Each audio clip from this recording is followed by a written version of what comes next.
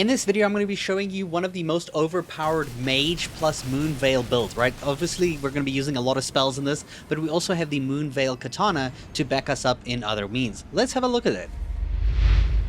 So I recently made a video where I was talking about the Moonveil and how it's not really the greatest weapon to use, and somebody suggested using a staff with it, and I was like, well, I haven't really played around with magic stuff and mage things yet, so I tried it. I tested it out, and in this video, I got absurd results. The Moonveil, as a katana, manages to deal with anything that gets too close to you, but if anything is far away, you can just melt it with magic, because magic apparently is the strongest stuff in this game. I thought bloodlust was bad. Holy shit.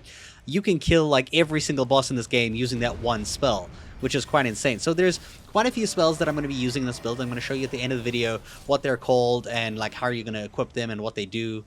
But for now, I just want to show you that the effectiveness of this build and how much it covers. You can go against weak enemies, strong enemies, fast enemies. You literally have a counter for everything. And because the Moonveil kind of just needs a little bit of dexterity and more intelligence, and with high intelligence means you can be a very, very powerful sorcerer or mage for that matter. I'm kind of like doing a bit of both. Like when I need Moonveil for enemies that get a little too close for me, or if I don't have FP, I can use the Moonveil with a special talisman that we're using that actually allows us to gain FP after we kill enemies. So you can see my FP has been going up the entire time just using the Moonveil as attack. So if you run out of FP, you can just resort to using the Moonveil to like just top off, and then, you know, when you're ready, just cast a spell and just be like, and the enemy is just gone, dude. Deleted. He's just gone. He doesn't exist anymore.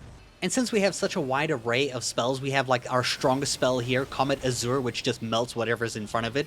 We also have Glintstone Pebble, which is our weakest spell, and our weakest spell, guys. Look at this. This dog just, what?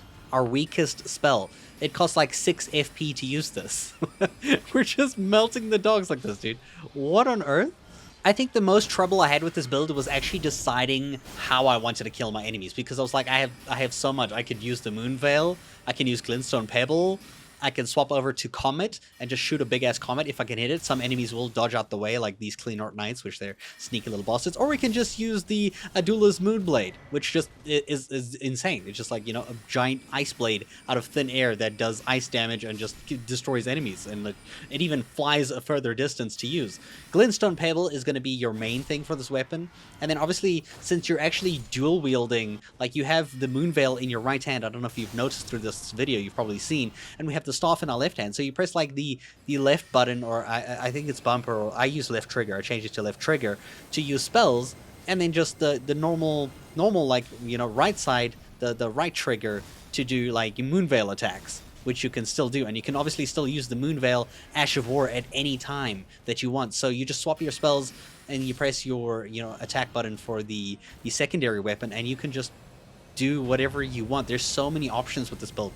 I feel like it actually makes it so fun. Like, I don't know why I didn't play like this since the beginning of the game, because this is actually really fun. Mage stuff is absurdly powerful and very easy to use once you get the hang of it, because it can be a little bit daunting at first because there's so many things. So the build makes use of the Moonveil Katana in our main hand over here. Now this scales off of your intelligence and then as well as dexterity. So I've got a few points into dexterity, not too many, just enough to make, like, if I want to do slashing attacks, a little bit more decent. But mostly we've gone into intelligence and a little bit of faith, so that we can use some faith spells in case you want to swap over. For the staff of choice, I've picked the Carrion Regal Scepter because this one gets the best sorcery scaling, and upon a bunch of testing, it just seems to do the most damage on average with all the spells that I'm using in this video. And obviously this scales off of intelligence, so you just want to pump this full of intelligence. You can see your attributes require a ton of intelligence to actually just use it. For the armor, I'm just using these pieces here. None of them actually have specific benefits to this build. I just thought it looks cool. I am using some heavier pieces just to get some better armor. For my talismans here, I have this one here that greatly raises the potency of sorceries, so this increases my damage from my spells, which is fantastic.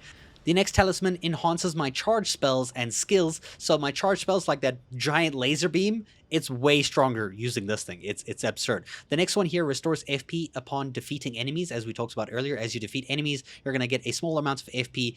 Now you can either use this or one that raises your maximum FP. I found that having the option to kind of bring my FP up as I defeat enemies using Moonveil was a much better option. Now the final talisman is one that basically makes your spells consume less FP, but it reduces your maximum HP by by a little bit. Like it's at least 200 HP like less, which is a lot of HP, but I find that having the used to use spells more often because they're cheaper works a lot more effectively for me. And then of course our Wondrous Physic, which boosts our magic attack damage by a lot, as well as eliminates all FP consumption for a short time. So this is perfect when you're using Comet Azure for just lasering down those enemies without spending a single piece of FP. Okay, so let's talk about the spell. So obviously you do this at a Site of Grace, you go to Memorize Spell, and you select the memory slots there and you put the spell. The first one is called Glintstone Pebble.